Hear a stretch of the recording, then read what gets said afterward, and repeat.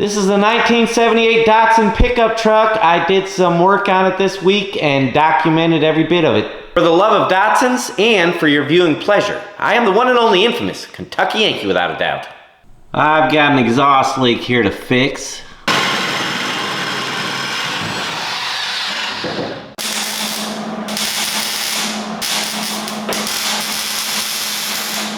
Better than new. I know it's a little early, but I am going to reupholster the seat. I'm addicted right now to upholstery work.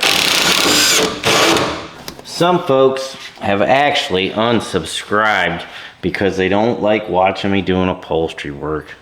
I'm so sorry, but I'm interested in a lot of different things, not just one or two. What I'm doing here is I'm taking the top piece off. I'm gonna leave the bottom, work on the top, and then we'll do the bottom later. Changing plans. Who doesn't like a before and after picture? There's your before picture, and that at one time was a really good looking seat. Taking the seat out didn't make the floors look any better.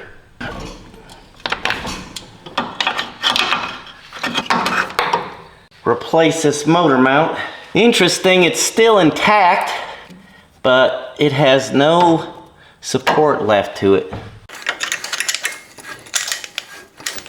I left my bolts up top. I need to line that up better. Couldn't figure out why the engine is just laying there. This mount is not even hooked to the block. So maybe that other one was still good. I might have messed up. Here's the engine mount, and there's the bolt, but the other part of it is inside of the block, and the bottom one's just missing. Right there, can you see it?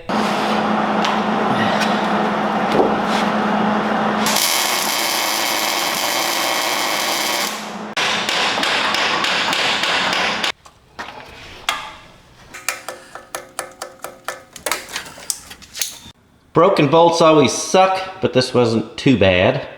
Well, that fixed it. The oil pan was laying right on top of the steering rod here, and I'm glad I didn't do any more damage to it. That's been broke for a while, so it doesn't make any sense. I don't think they were driving it.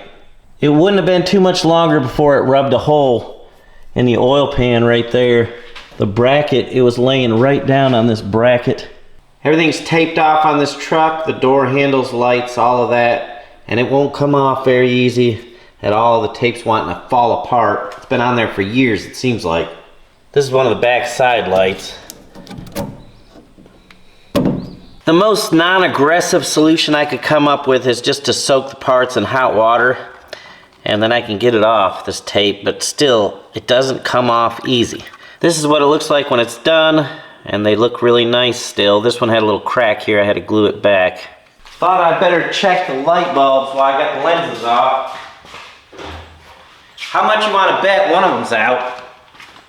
Did you see that? The one on the right is all the way to the right. The one on the left is in the middle. I thought I was going crazy, so I got a wire messed up somehow. In case you're wondering, there are bulbs out. That's why it looked like it was just on the right, when actually it's more than one bulb supposed to be illuminating. The tail lights and marker lights weren't working, so I traced it back to the switch. You don't buy new switches. I took it apart and cleaned it up. I'll put some diode electric grease on it, put it back together, and it'll work just fine. Older vehicles, you can fix the switches and things. I thought the gas tank was empty, but it's not. It sounded empty. Somebody JB welded it here and there, but it wasn't leaking, so not sure what I should do here.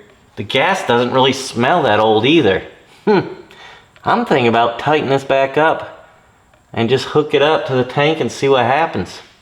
Yes, that's what I'll do. It has some gas in it, but I don't think it's a lot.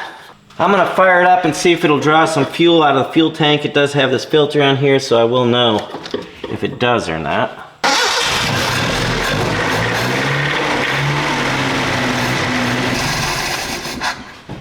Well, did you see any fuel get up in the filter? Oh yeah, it's full. I won't be needing this anymore. I'm really surprised at the condition of this truck. It really is in good shape. I need to go back and replace that fuel line. Maybe I'll do that right now.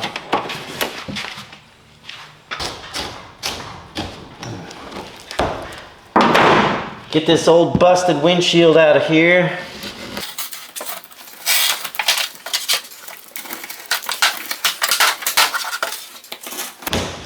I'm hoping not to see too much rust.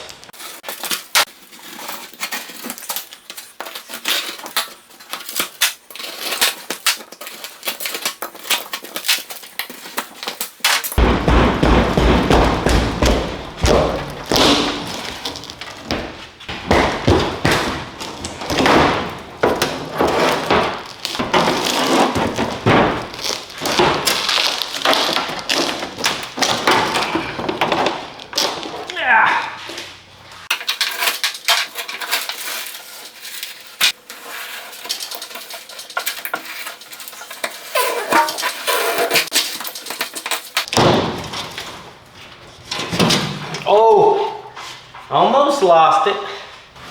This restoration is going much further than I initially planned. I might as well clue you in right now. One reason for the escalation in the restoration is because I had to replace the windshield.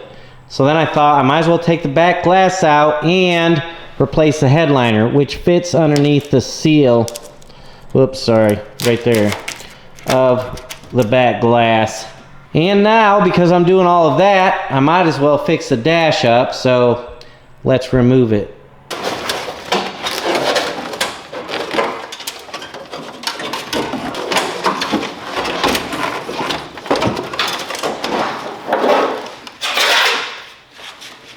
I can't help but think maybe I'm going just a little bit too far on this project.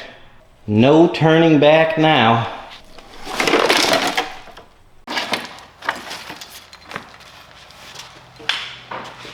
The dash is stripped down as far as I can go. I can't get these out. I'm afraid I'm gonna do more damage than good, so I'm gonna leave them in. I'll have to work around that.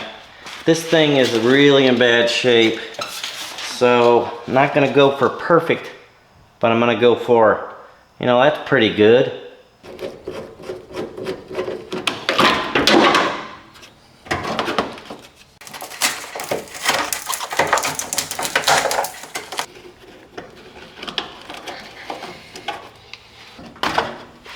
For those of you worried to death, and I know you're out there, no need. Everything is being bagged and tagged for easy assembly. Ooh. I wasn't really expecting this part to be so rusty, but I love surprises.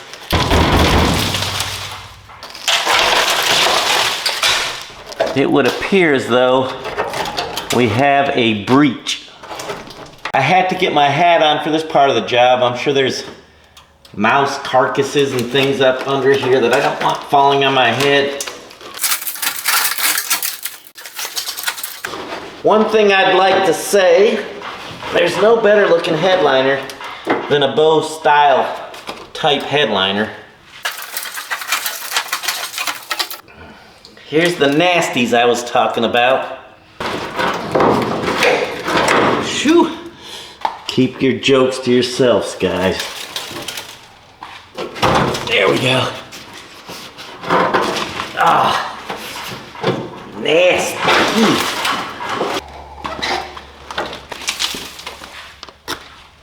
One thing I'm thankful for, this headliner is in good enough shape to make a pattern out of, so that'll make it a lot easier. When a project starts to get overwhelming, and it will, then what I like to do, like in this case, I'm gonna clean everything up. I'm gonna clean the bed out of this truck, which that should have been the first step, but I didn't do it. I'm gonna clean the inside of the cab, and then what I'm gonna do is focus on one thing in one area, and that's gonna be this right here, all the rust around this back window and glass. When that's done, I'll move on to another section. Just little pieces at a time, and eventually you'll get it all. There's a couple signs buried under here. I thought that we would see what they say. First one, sign number 2, tenant parking level 2 through 4. You know what? These are not very cool signs. Maybe I should make them into floorboards.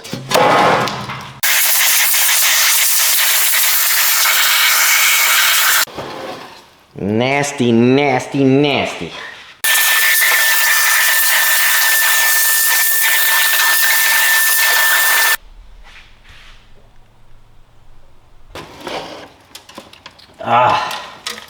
Thought I'd get all this mouse and leaves and stuff out of here. That's right on top of the heater core. The heater core is laying flat right there. Wow, that's not good.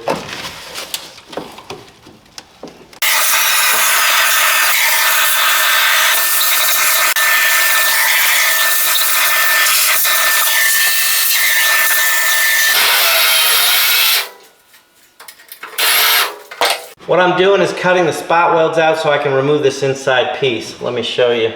Because the damage is so bad on this piece, I thought it'd be better off just to remove it. I don't think it'll be that big a deal. I cut a couple spot welds out right here, and then it's got a couple on the other side and then down through there. Then I can repair this piece, get behind it and clean whatever rust is there, repair this other outside piece, and put it back together.